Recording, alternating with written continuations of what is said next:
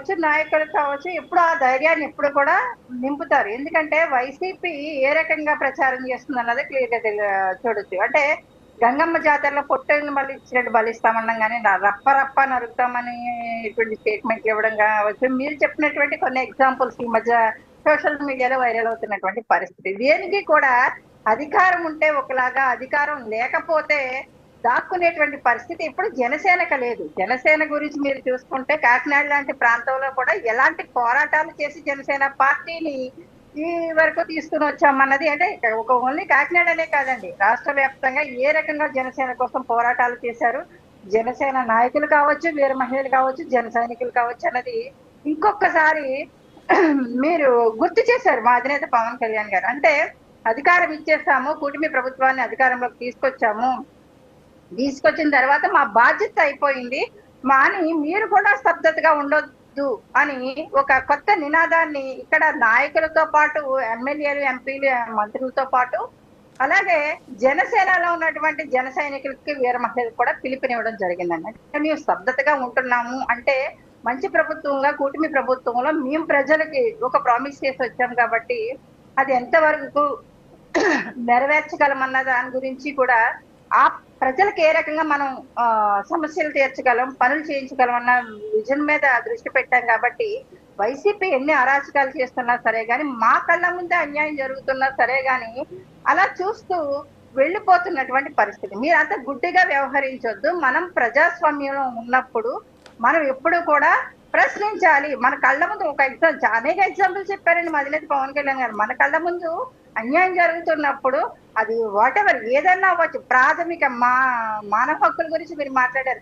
ప్రాథమిక హక్కులకి భంగం వాటిల్లే విధంగా ఎవరు ప్రవర్తించినా సరే గాని, నా దగ్గర నుంచి ఒక్క ఫోన్ కాల్ రాదు. కానీ మీరు యాక్షన్ తీసుకోండి అని ఇక్కడ ఎస్పీ గారితో పాటు కలెక్టర్ గారికి కూడా చెప్పడం జరిగిందండి. అంటే ఒక సివిల్ కేసులకి సంబంధించినంత వరకు సివిల్ కేసులు అంటే అక్కడ ఉన్నటువంటి ఎస్ఐయో లేకపోతే డిఎస్పీ గారి పరిధిలోనో, ఎస్పీ గారి పరిధిలోనో పరిష్కారం అయిపోయేటువంటి సమస్యలు కూడా ఈ రోజు రాష్ట్ర ఉప ముఖ్యమంత్రి గారు దృష్టికి రావడం జరిగింది. అక్కడ మాట్లాడడం జరిగింది. అనేక మంది బాధితులు అక్కడ వ్యక్తపరచడం జరిగింది. ఇలాంటివి మీరు డిస్ట్రిక్ట్ లెవెల్లోనే ఇవన్నీ కూడా సెటిల్ చేసుకోవాల్సినటువంటి ఈ కేసులు రాష్ట్ర ఉప ముఖ్యమంత్రిగా దృష్టికి రావడం అనేది నిజంగా ప్రాథమిక హక్కులకి భంగం వాటిల్తుంటే కనుక ఖచ్చితంగా దీని మీద యాక్షన్ తీసుకోవడానికి పవర్స్ అన్ని కూడా ఇంకొకసారి అధికారులు కూడా గుర్తు చేయడం జరిగింది సార్. అలాగే మా ఎమ్మెల్యేలకి, ఎంపీలకి, మంత్రులకి కూడా ఒక దిశానిర్దేశం చేయడం అనేక సార్లు మా అధినేత పవన్ కళ్యాణ్ గారు చెప్తూ ఉంటారు. ఇప్పుడు పవన్ కళ్యాణ్ గారు ప్రతి విషయంలోని పవన్ కళ్యాణ్ గారిని ప్రెస్ మీట్లు పెట్టి వైఎస్ఆర్సీపీ పార్టీ ఏ రకంగా తీస్తుంది అన్నది కూడా ప్రజలందరూ కూడా గమనిస్తూ ఉన్నారు. కానీ ప్రజల్లో పవన్ కళ్యాణ్ గారికి ఒక చరిష్మా ఉంది, ఒక రకంగా చెప్పాలంటే మంచి పేరు ఉంది. అలాంటి టైంలో ఇప్పుడు మా పార్టీలో 100% స్ట్రైక్ రేట్ వచ్చింది అంటే కనుక ఒక అక్కడ నిలబడ్డటువంటి అభ్యర్థిని చూసి మాత్రమే ఓట్లు వేస్తారు ప్రజలు ఎప్పుడు కూడా. ఇవాళ జనసేన పార్టీ అధినేత నిలబడ్డటువంటి తీరు కావచ్చు, ప్రజలకు న్యాయం చేయగలరు, ఆయన ఖచ్చితంగా అభివృద్ధి సంక్షేమం దిశగా పనిచేసి రాష్ట్ర అభివృద్ధికి పని చేస్తారు, ఇటు కేంద్రంతో కూడా సత్య సంబంధాలు ఉన్నాయన్నటువంటి ఒక నినాదాన్ని నమ్మి, ఒక నమ్మకాన్ని, ఒక నీతి నిజాయితీ మా అధినేత పవన్ కళ్యాణ్ గారిలో చూసి మాత్రమే ఇవాళ ప్రజలు ఓట్లు వేయడం జరిగింది.